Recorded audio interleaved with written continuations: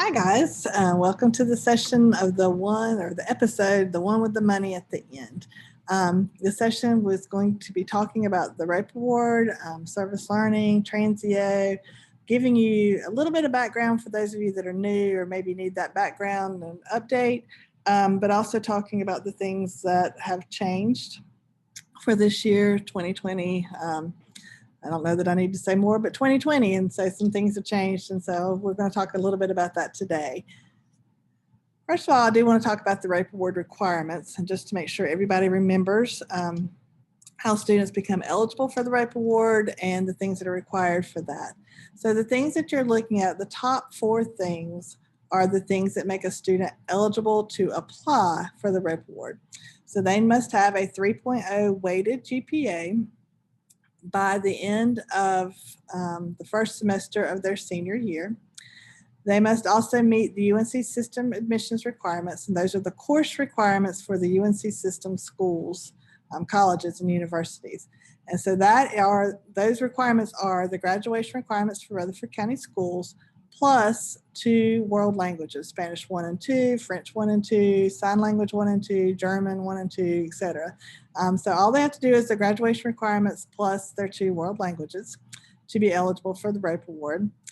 They also have to take the ACT or SAT and either make a 17 on the ACT or a 920 on the SAT, or in normal years, they must take a combination of 3 tests. So if they can't get the 17 or the 920, they can take one of tests or a combination of the tests 3 times, and that makes them eligible. So they don't have to get the score, but they have to have taken 2 SATs and 1 ACT or something like that to get those 3 tests and be eligible. And then the final thing they have to do is 100 service learning hours, and those are community volunteer hours in the community with things that they may be interested in. There's a huge range of things they can do for service learning, but they have to have those 100 service learning hours. Those 4 things must be done by application date, which is usually the first week of March. So they all have to be done by that March date, first week of March, for their senior year. But for most of those things, they have to start early. So the 3.0 GPA, the UNC system requirements, the 100 service learning hours, they can't wait till their senior year to do those things. And really the ACT or SAT, they can't wait till their senior year.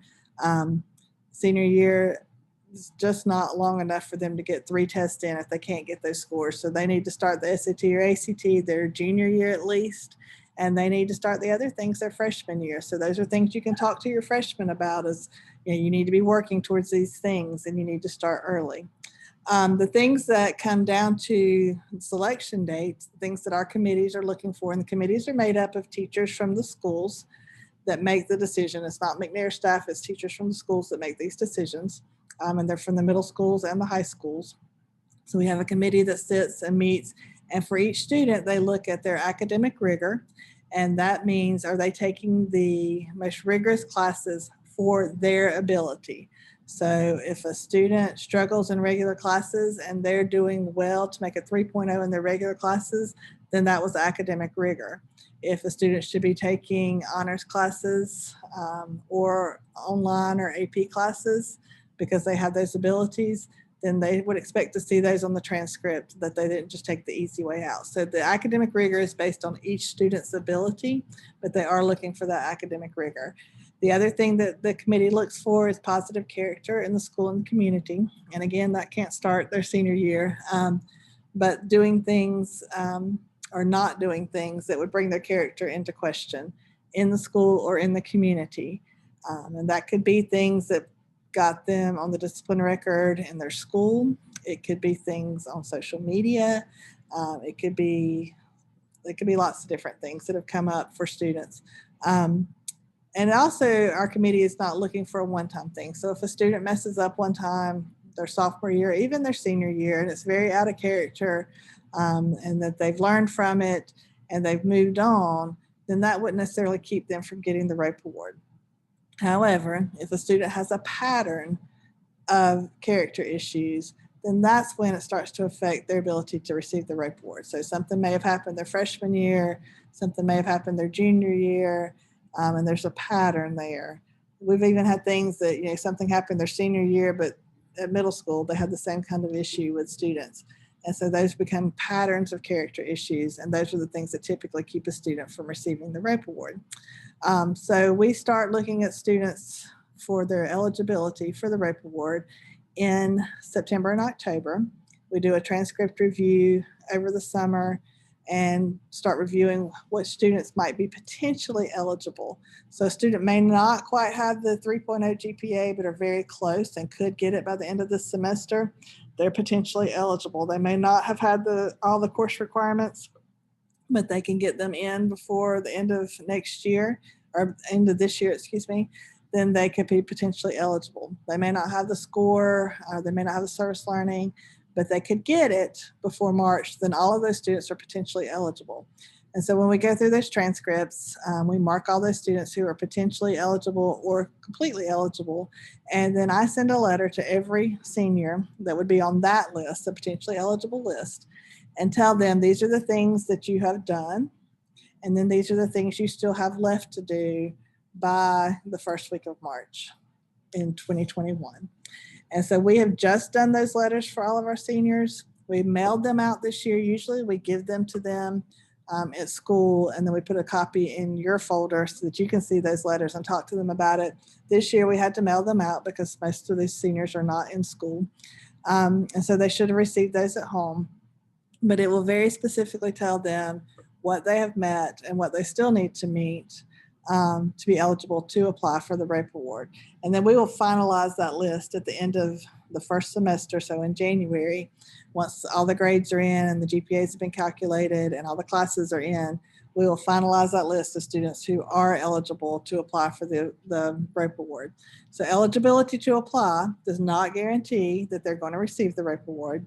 They have to go through the committee, which meets in April, and that committee will look at academic rigor and the character of that student to make that final determination if a student receives the RAPE award or not. So when you're talking to students, again, those are eligible to apply requirements, but they don't necessarily mean that they're going to receive the RAPE award.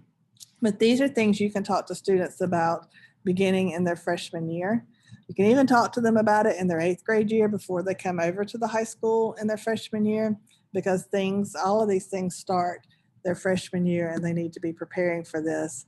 And again, setting good habits and doing the things they need to do so they can be eligible for the RAPE award. The RAPE award is $8,000 now. So students get $8,000 over 4 years of school. So they get $2,000 a year up to 4 years. If a student goes to a 2-year school and only goes to a 2-year school, then they'll get $2,000 a year. So they'll get $4,000. They won't get the other $4,000. But a student who maybe has done a lot of college and high school and only takes 2 more years to get their 4-year degree, so they use their last 2 years at grad school, can get the full $8,000. So as long as they're enrolled in a college, a post-secondary education, for 4 years after high school, they will receive $2,000 a year for those 4 years. For those of you that have been with us for a while, we no longer have the banking option where they bank it and get it later. Every student, no matter whether they go to a 2-year school or a 4-year school, will get $2,000 a year as long as they are enrolled in school. So it's a huge benefit to our students. It's a good bit of money for our students. And so far, it's been pretty successful at keeping our students in school. So again, these are things you can talk to your students about, encourage them to start working on these eligibility requirements, remind them of how much money that is. And it does work at a 2-year school or a 4-year school. So a lot of our students could go to one of those and would be able to use that money. So for this year, because of COVID, 2020, the 2020 year, we have had to make some changes to the eligibility requirements for the RAPE award. So what I just showed you were the general typical eligibility requirements pre-COVID, pre-2020. For this year, which is our class of 2021, so they're in class right now, they're seniors right now, but they'll graduate in 2021. We decided to make some changes to our requirements, given that our students have not had the opportunities to do some of the things that needed to be done because of COVID. And a lot of those opportunities have been shut down. So for our class of 2021, instead of having 100 service learning hours to be eligible, they must have 70 service learning hours to be eligible. We assume that most students should get 30 hours a year. And so we were accounting for students probably missing out on at least a year of opportunity to get service learning hours. So we have dropped that to 70. So for students to apply, they must have 70 service learning hours for this year. We also made a change to the SAT or ACT scores for students. There were a lot of those tests that were canceled in the spring of last year when a lot of our students would have been taking those tests.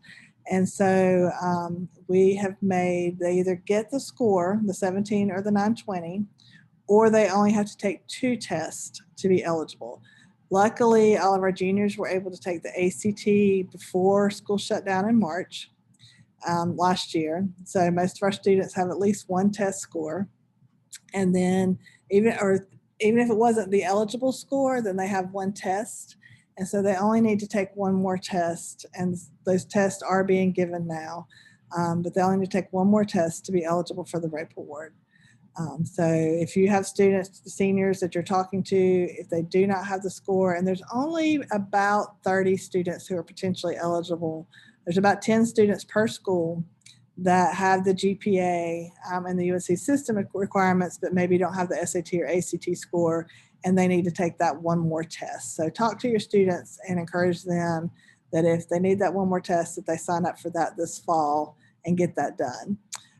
For this year, our UNC system schools for students, for our seniors this year that are applying, are test optional. So they are not requiring the SAT or ACT, which is good for our seniors. So it's test optional. So if students don't have good scores on their test, then that will not affect them for this year in their applications to colleges. So those are some of the changes for this year's seniors, class of 2021. We have not made changes for our subsequent classes of 2022 through 2024, which are our freshmen, sophomores, and juniors at this point. However, we will be adjusting our service learning hours for those classes at the end of the pandemic. Once we see how long this is going to last, we will be making an adjustment on the number of hours that they will be required to get for service learning, because we know they've not had the opportunity to get those hours over this past year. We just don't know how long that's going to last. So before we start making changes, we want to see how long it's going to last. And then it will be adjusted down for those classes as well. We just are waiting to see how much we need to adjust those hours. At this point, we are not encouraging service learning for our students while it's not safe. We are not posting hours. We're not announcing opportunities. We know that many of the opportunities are not available for our students, and we're just not encouraging service learning right now.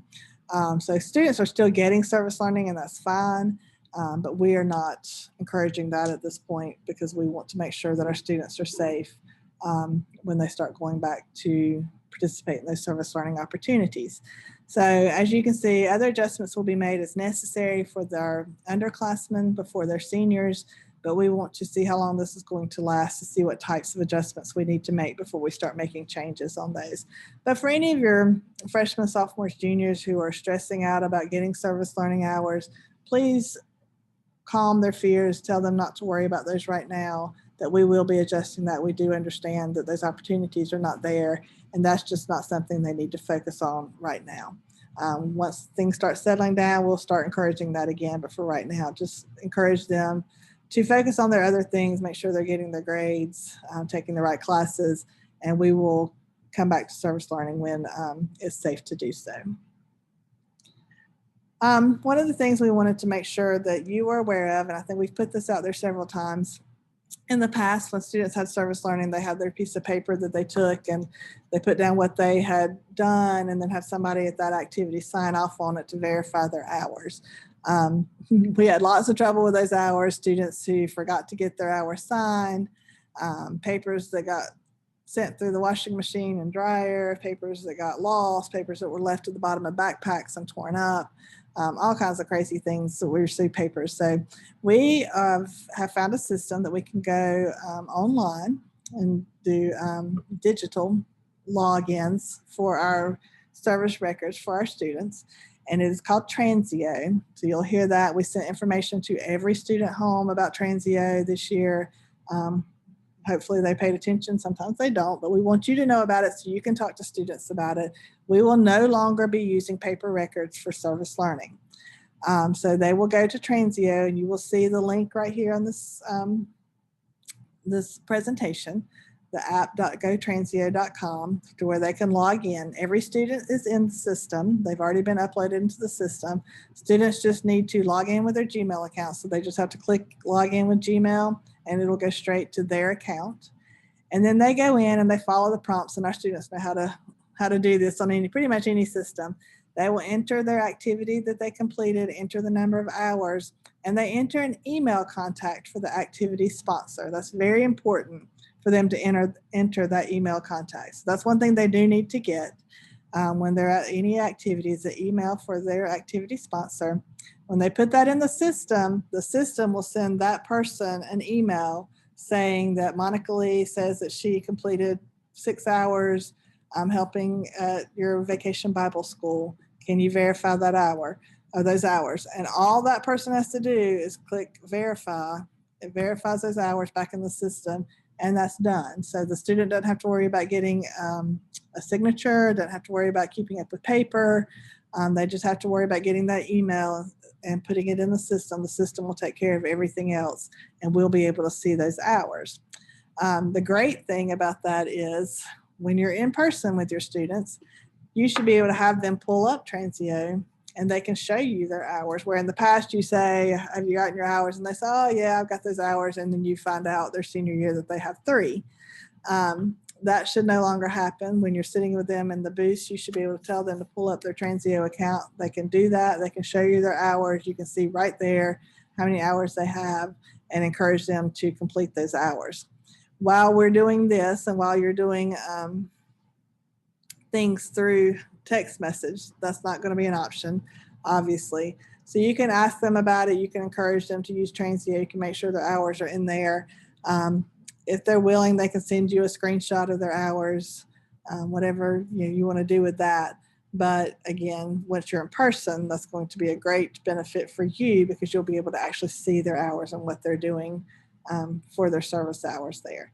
So if you have any questions about Transeo, please let us know. Like I said, all of our students received a little sheet through the mail in August. We sent those out to all of our students. They received that to let them know. It was actually in September, I think. But anyway, it told them how to log in, what they needed to do. We've had a lot of activity in there with students, but it's all there. So just talk to your students about that. Make sure they understand there are no more paper records, that they need to be in Transeo. If they have questions, they can contact us and we'll make sure they're in there.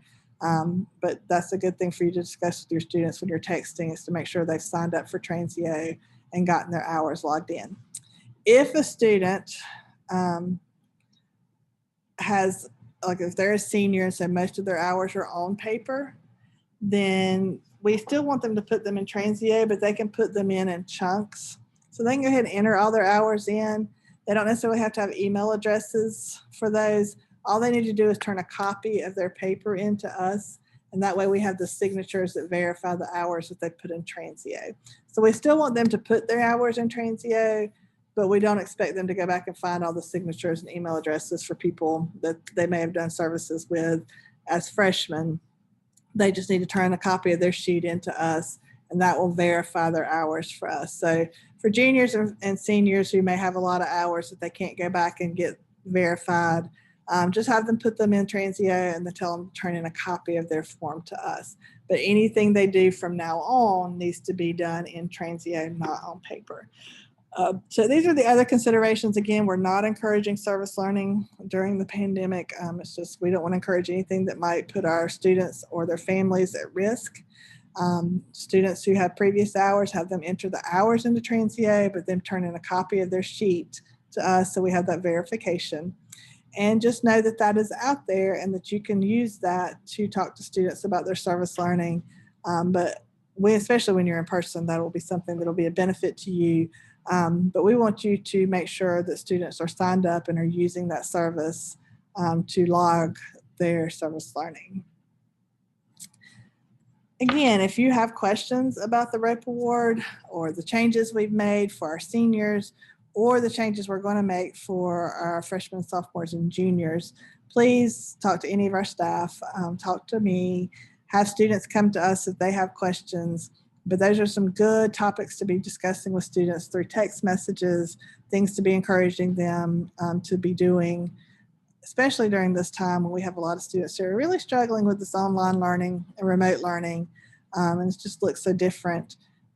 Just keep reminding them of sort of the carrot at the end that we have this ROPE award out there, that any student can be eligible for it, that we need them to do the things they need to do to be ready to be eligible for that.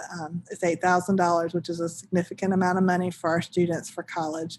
So that is a good thing to talk to them about and encourage them to do. Thank you for attending this session.